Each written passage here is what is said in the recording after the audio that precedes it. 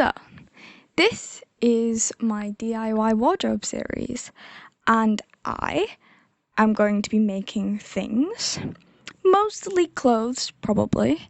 However, this first one is not clothes, but it is an item that I use every day. Also, in other videos, I might be discussing things related to the wardrobe and how I cope with those things. So yeah, this is how I made some cushions. These cushions match my curtains really well, and do you know why? It's because I bought curtains that were way too long for my window. That's what that is, window. And so I then cut off the bottom section of the curtains and did a rolled hem. If you don't know what that is, you will learn. I did that at the bottom of the curtains, and they look like they were always that length, but they weren't. And as a result of this, I now have, I had a bunch of fabric that just was sat there.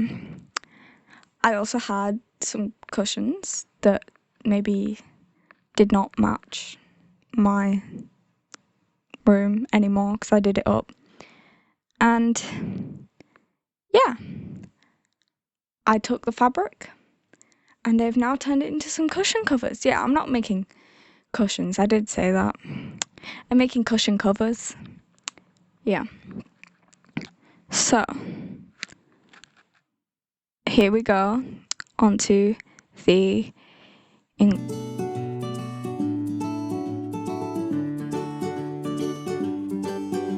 You will need fabric, a cushion inside, or maybe two, scissors, thread, and a sewing machine. Don't worry, I didn't throw the sewing machine on the floor. My goodness.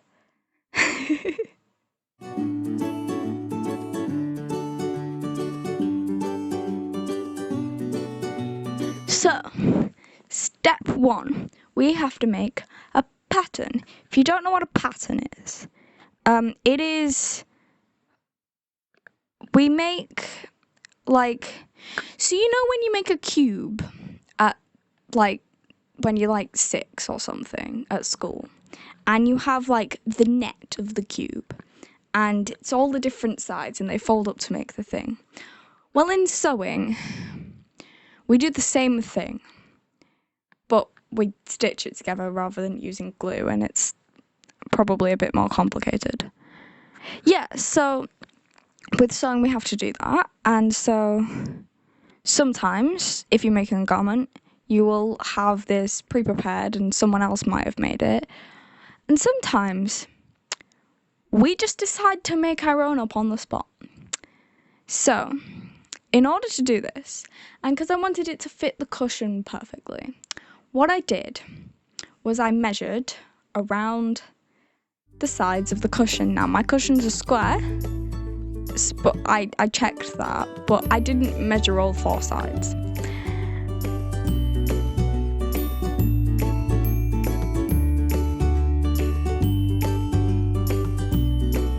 And then I personally add about 5 centimeters onto that in order to include seam allowance and enough space for the cushion because it's thick, it's not just a square.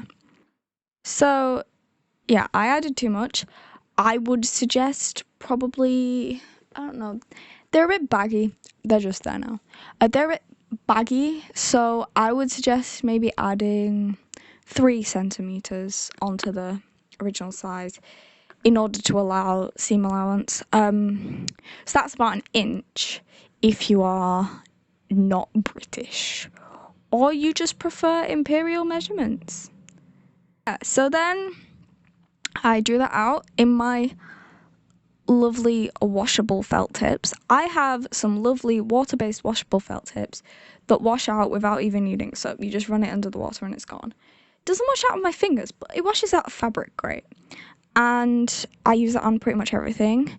However, lots of people use chalk because that does a similar thing of washing out, and that shows up less, but I like to be able to see where I need to sew.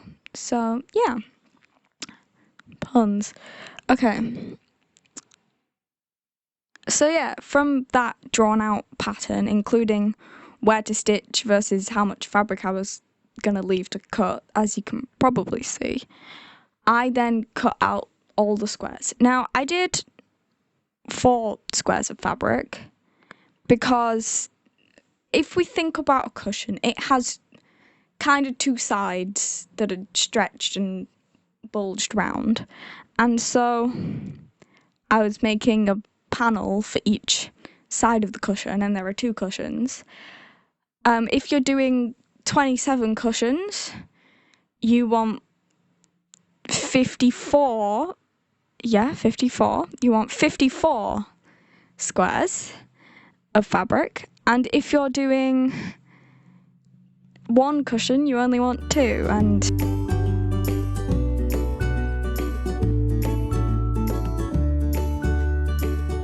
so in step 2, I pinned the squares of the cushion together. Now you want to do this right sides facing each other, which to someone who's never done this before kind of sounds a bit strange. So I'm going to explain it. So if you want, my fabric is 2-sided. It's got a plain green side and a leafy side. If you want both of the leafy sides on the outside of the cushion, when you sew it, you want to put them on what looks like the inside of the cushion so that you can sew around the edge, and then the flappy seamy bits are inside of the actual cushion because you turn it inside out and then it disappears. The next thing I want to mention is different fabric types. So some fabric types are natural fibers like cotton or wool, to name some, and all fabric frays at the edges. I'm sure you've experienced this with something in your life. All fabric will fray at the edges.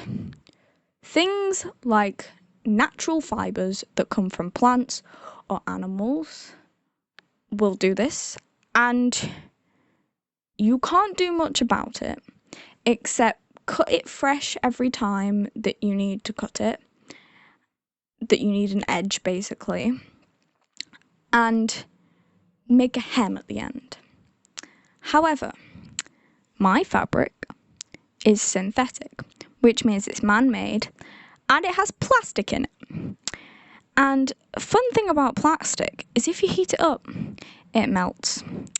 And so a trick I learned from point shoes, yes, I have point shoes, is you kind of sear,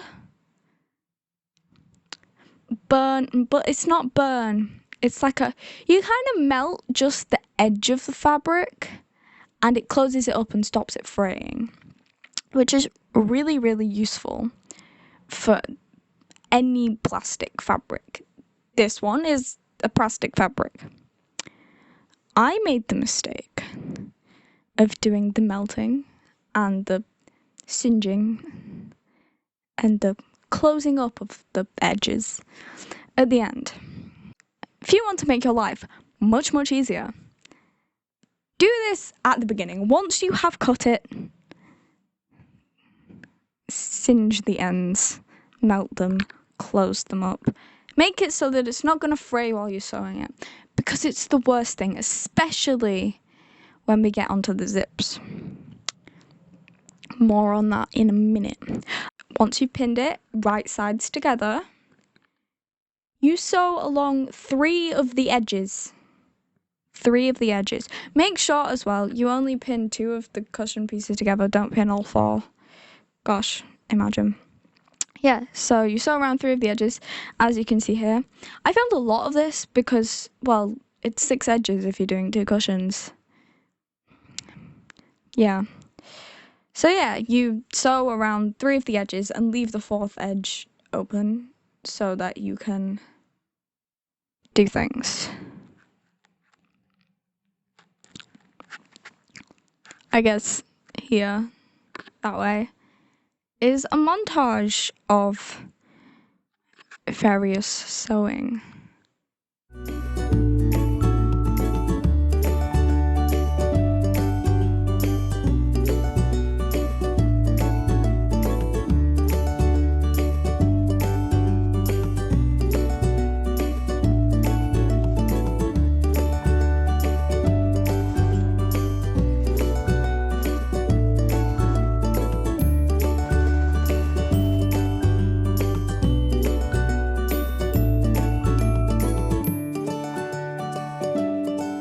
Step 3 is to add some sort of closure, because currently we've made a great bag that you can put things in. But that's not going to help. It's not going to hold our cushion in when we want to sit on it or lean against it or whatever you do with cushions. What do you do with cushions? Anyway, so for these cushions, added a zip. I learned that zips are very tricky and that other methods also work. So, I don't know if any of you have ever had a pillow with a pillowcase and you've inspected how it works. Because it definitely doesn't work like how I made these cushion covers. I have a pillow here. Let me show you.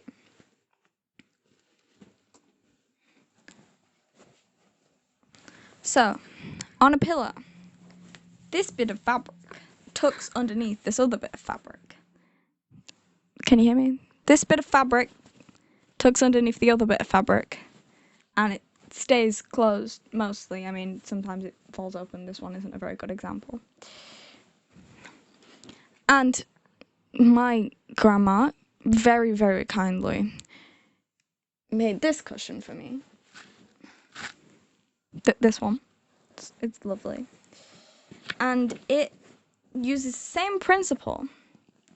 But if you can see here, it has buttons and buttonholes so that it stays closed.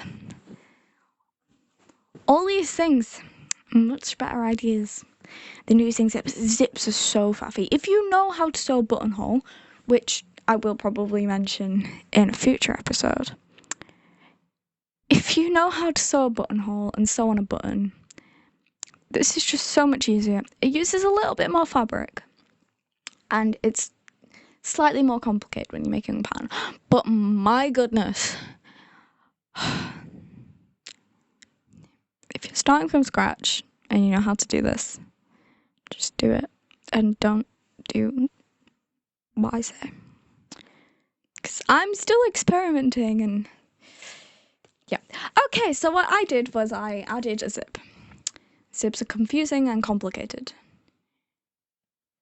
The thing about sewing is only about 20% of it is actually sewing. The rest of it, well, about 10% of it is pinning things. And the rest of it, the other 70%, is just thinking about it and working out where you need to put things and how they should go and exactly which way round everything should be. Yeah.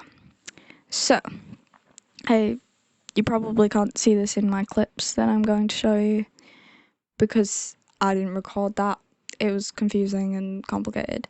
So yeah, zips. You want to also have the same principle as before, with the flappy bits are inside of the cushion and not on the outside, but you want the zip pull to be on the outside, and you have to work out how to do it, and you probably want the ends of the zip to tuck in. If you are using a zip ever anywhere, before you even attach it or think about attaching it to the garment, work out how long you want the actual functional zippy bit to be. Put the zipper, the bit that you pull onto it, and then sew up the ends, because my goodness, you don't want to know how many times the zip pull pulled off and I had to thread it back on again. And you don't know how difficult it is to put a zip pull on some just 2 pieces of zip. It is difficult, and no matter how much I want to and how convenient it is, I might not do it again, ever.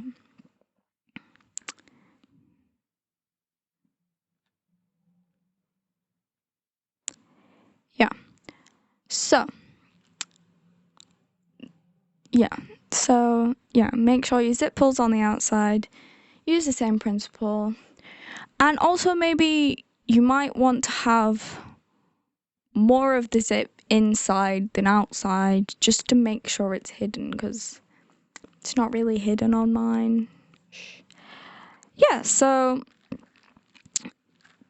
the best method I've seen, well, the method I use, I sewed on one side of the zip, and then I faffed around, and then I sewed on the other side of the zip, because it's so confusing. Please don't do this. Just use buttons or make it a flap, and this isn't a great tutorial, is it?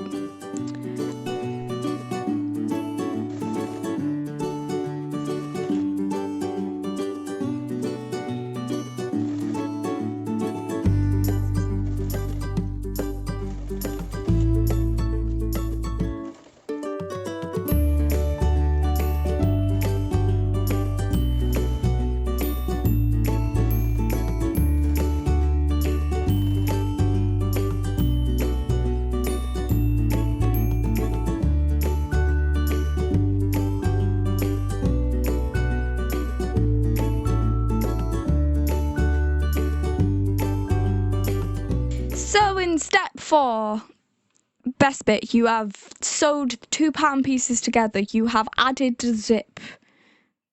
Worst thing in your life. You then need to turn it inside out. Give it a whole flip inside out. Well, no, the right way in, because it previously was inside out. So you've just made the thing, the cover, completely inside out. So the wrong sides are facing the outside. And now you're flipping it inside out. Like you were with the t-shirt, put your arm through it. Turn it back the right way in. And it should resemble something like that. Then take your insides of your cushion and insert the cushion into the zippy bag that you have created. Zippy bag? Really? Insert the cushion into the cover and then zip it up. And then place it. Yeah, that's it. I've looked at the video, read the list. That is it. That is the last step. Nice 4-step program. It's really confusing. Yeah.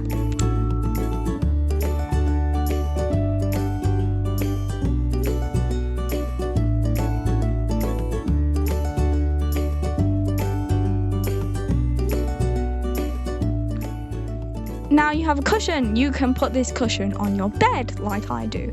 You can put this cushion on a chair, on a sofa, on someone else's bed. You can just give it to someone. I don't know, do people have cushions on beanbags? I feel like beanbags are their own cushions.